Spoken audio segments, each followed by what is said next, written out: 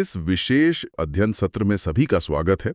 आज हम black book English vocab जो प्रतियोगी परीक्षाओं में खासकर एसएससी में पूछे जाने वाले वन वर्ड सब्स्टिट्यूशंस हैं, उनका गहराई से अध्ययन करने वाले हैं। हम स्रोत सामग्री में दिए गए नंबर 31 से लेकर 60 तक के शब्दों को क्रम से पढ़ेंगे। मैं ही याद रखने के लिए एक आसान मेमोरी ट्रिक बताऊंगी और बेहतर समझ के लिए एक उदाहरण वाक्य दूंगी। तो चलिए बिना किसी देरी के शुरू करते हैं।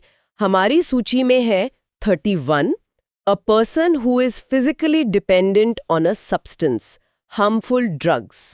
इसका अर्थ है ऐसा व्यक्ति जो शारीरिक रूप से किसी हानिकारक पदार्थ या नशे पर निर्भर हो गया हो।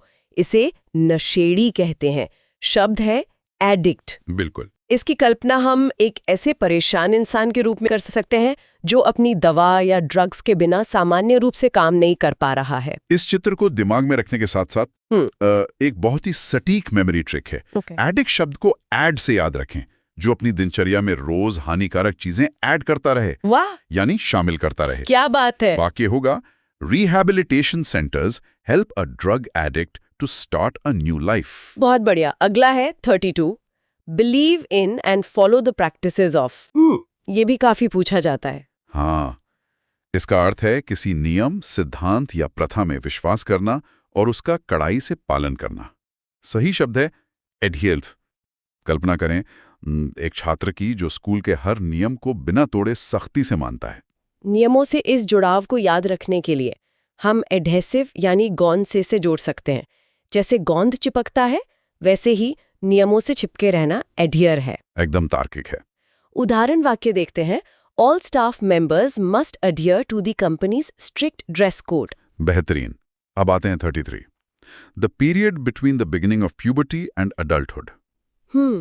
इसका अर्थ है किशोरावस्था, बचपन के खत्म होने और वयस्क होने के बीच का समय। शब्द है एडोलेसेंस। हाँ। कल्पना कीजिए एक 14-15 साल के किशोर की जिसके शरीर और विचारों में तेजी से बदलाव आ रहा है। मनोविज्ञान में यह अहम दौर है। इसे याद रखने की ट्रिक है कि जब इंसान में अडल्ट बनने की सेंस यानी समझ आने लगे, वो दौर एडोलेसेंस है। बहुत आसान हो गया इससे। वाक्य है, adolescence is a crucial stage of human psychological development. सही बात है। अगला है 34, an extremely young man। इसका अर्थ है एक बेहद खूबसूरत नौजवान। शब्द है एडोनिस। एडोनिस। कल्पना करें ग्रीक कहानियों के एक अत्यंत आकर्षक और सुंदर राजकुमार की। ग्रीक पौराणिक कथाओं से जुड़ा है ये। मेमोरी ट्रिक है ए प्लस डॉन, जो दिखने में किसी स्टाइलिश डॉन या हीरो की तरह आकर्षक हो। हाँ, ये ट्रिक अच्छी है। वाक्य होगा, in his youth the famous actor was considered the Adonis of cinema. चलिए आगे बढ़ते हैं। 35, make impure by adding inferior substances. अर्थ है किसी अच्छी या शुद्ध चीज में कोई घटिया चीज मिलाकर उसे अशुद्ध करना, यानी मिलावट करना। शब्द है अडल्टरेट। कल्पना कीजिए एक बेईमान व्यापारी की जो ताजे दूध में गंदा पानी मिला रहा है। इसे याद रखने के लिए अडल्ट्स यानी बड़ों के बारे में सोचें।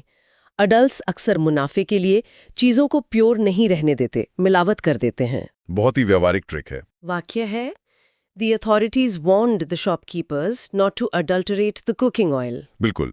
अब है 36, a person who supports or speaks in favor of something। इसका अर्थ है वह व्यक्ति जो किसी बात का समर्थन करता है या किसी के पक्ष में बोलता है, वकील या अधिवक्ता। शब्द है एडवोकेट। कल्पना करें कोर्ट रूम में खड़े एक व्यक्ति की जो जोरदार तरीके से अपने मुवक्किल की पैरवी कर रहा है। मेमोरी ट्रिक इसके उच्चारण में ही है। एड प्लस वोकल, जो किसी मुद्दे पर वोकल हो यानी आवाज उठाने वाला हो। एकदम सटीक। उदाहरण है, she is a strong advocate for environmental protection. अगला देखते हैं 37, growing, existing, living in air. अर्थ है हवा में उगने वाला, मौजूद रहने वाला या रहने वाला, यानी हवाई। शब्द है एरियल। हाँ। इसकी कल्पना एक ड्रोन से करें जो आसमान में उड़कर नीचे के नज़ारे रिकॉर्ड कर रहा है। ये तो बहुत सीधा है। एयर यानी हवा शब्द से ही बना है एरियल। बिल्कुल। एस्थेटिक। एक कलाकार की कल्पना करें जो किसी पेंटिंग के रंगों और उसकी खूबसूरती को बहुत ध्यान से निहार रहा है। कला की इस सराहना के लिए ट्रिक है आस्था। जिनकी सुंदरता में आस्था हो वो एस्थेटिक होते हैं। बहुत ही सुंदर ट्रिक है। वाक्य है, the new smartphone is designed for both functionality and aesthetic appeal. आगे है 39, A list of items to be discussed at a meeting। अर्थ है किसी बैठक में चर्चा किए जाने वाले विषयों की सूची, कार्यसूची। शब्द है एजेंडा। हाँ, ऑफिस का आम शब्द है। बिल्कुल। कल्पना करें एक ऑफिस की टेबल पर रखे हुए कागज की जिस पर मीटिंग के मुख्य बिंदु लिखे हैं। ट्रिक है एज प्लस एंड। दिन जिसे एज मान ले, उसका एंड होने से पहले जो काम निपटाने हैं उनकी लिस्ट याद रहेगा। वाक्य है The first item on the agenda is the approval of the budget. Number 40, Always ready to attack or quarrel, one who is hostile and violent। अर्थ है जो हमेशा हमला करने या झगड़ने के लिए तैयार रहता हो, आक्रामक।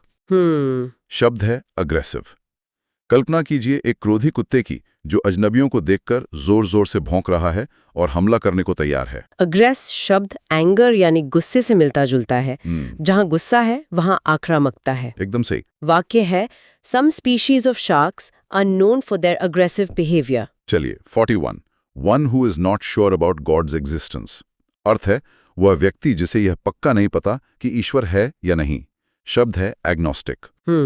संशयवादी। हाँ, एक इंसान की कल्पना करें जो आसमान की तरफ देखकर सोच रहा है कि यह दुनिया किसने बनाई है, पर उसे कोई स्पष्ट उत्तर नहीं मिल रहा है। इसे तोड़ने पर ट्रिक बनती है ए जी। मतलब नहीं और ग्नोस्टिक मतलब ज्ञान, जिसके पास ईश्वर के होने का पक्का ज्ञान ना हो। बहुत तार्किक है। वाक्य होगा Even though he was raised in a religious family, he became an agnostic in his 20s. आगे बढ़ते हैं।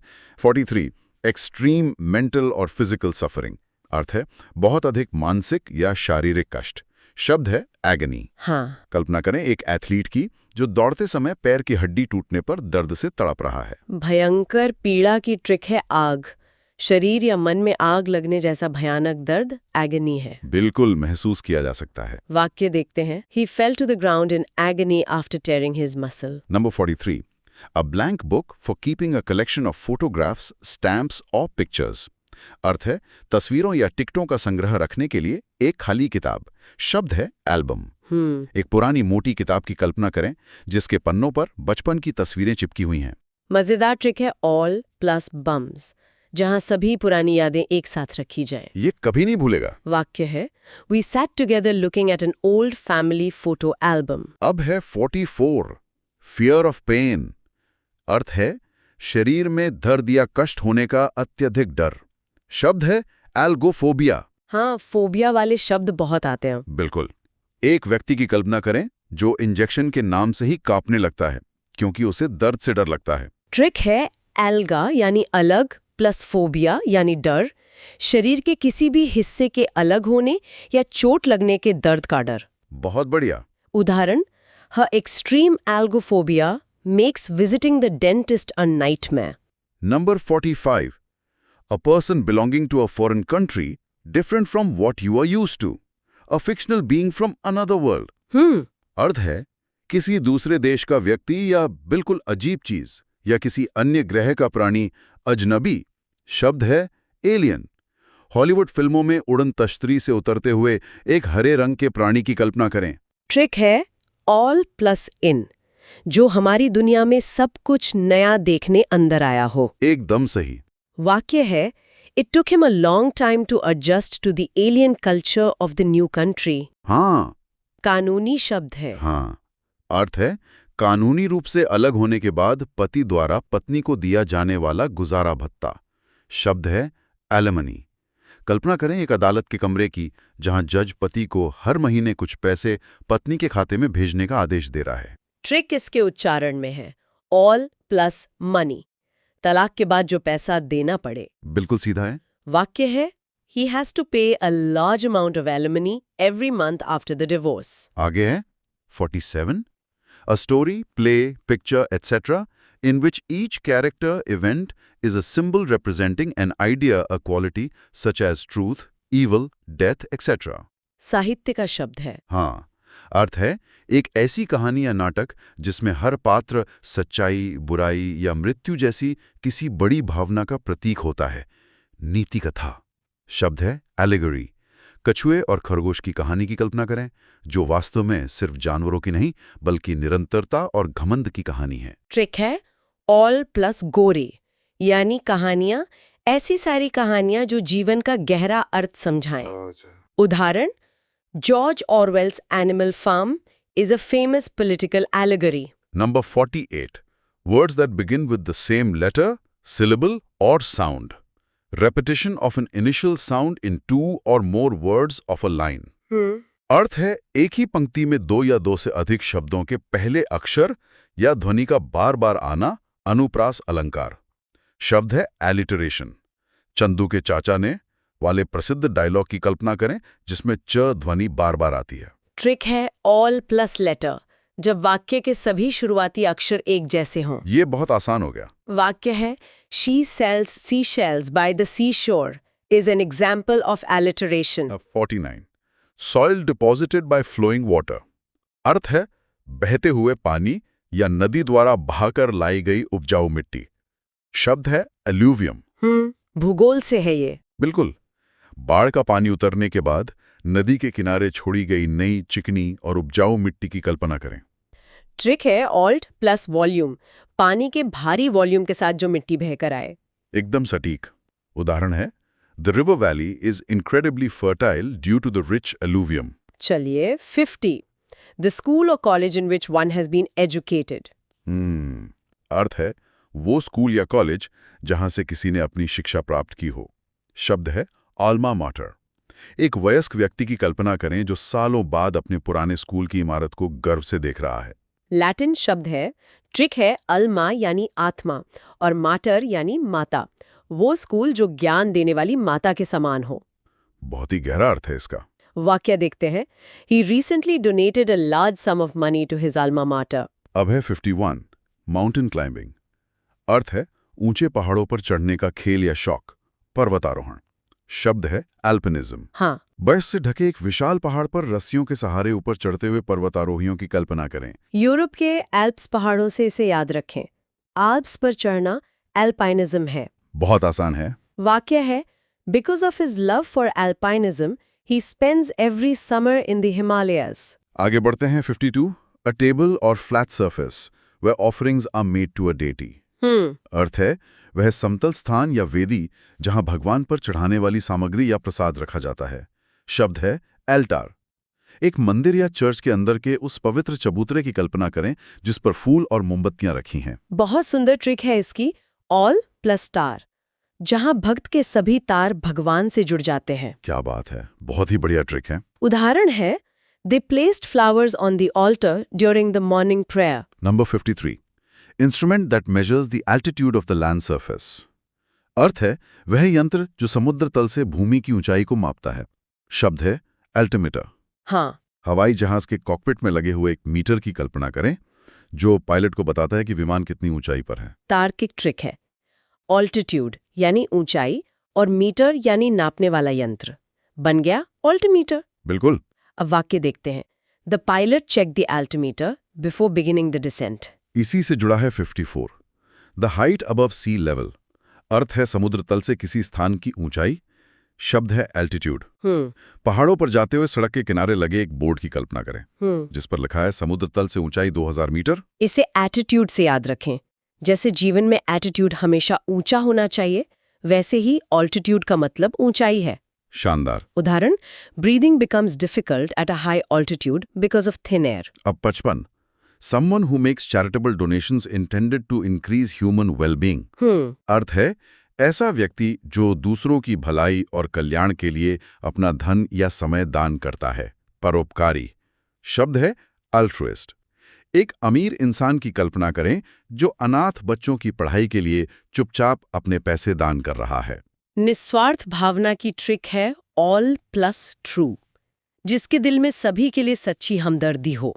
बहुत ही अच्छी ट्रिक है। वाक्य है the anonymous altruist paid for the surgery of the poor child. आगे है 56 a former student of a school, college और यूनिवर्सिटी।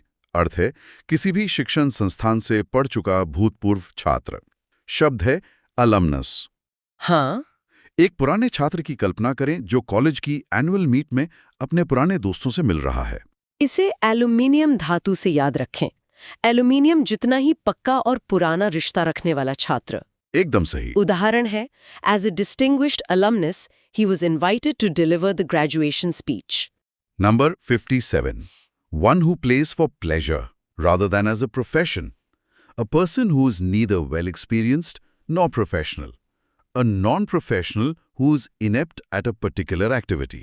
अर्थ है जो किसी काम को पैसे या पेशे के लिए नहीं बल्कि सिर्फ शौक के लिए करता है। शब्द है amateur। एक ऑफिस जाने वाले व्यक्ति की कल्पना करें जो सिर्फ वीकेंड पर शौक से गिटार बजाता है। कोई प्रोफेशनल रॉकस्टार नहीं है। ट्रिक है आई एम मैच्योर। व्यक्ति कह रहा है कि मैं अभी इसमें पूरी तरह मैच्योर या प्रोफेशनल नहीं हूँ। बहुत ही सटीक है। वाक्य है the tennis tournament is open to both professional and amateur players. अब 58 fear of riding in a car. अर्थ है कारों या वाहनों में यात्रा करने से लगने वाला अत्यधिक डर।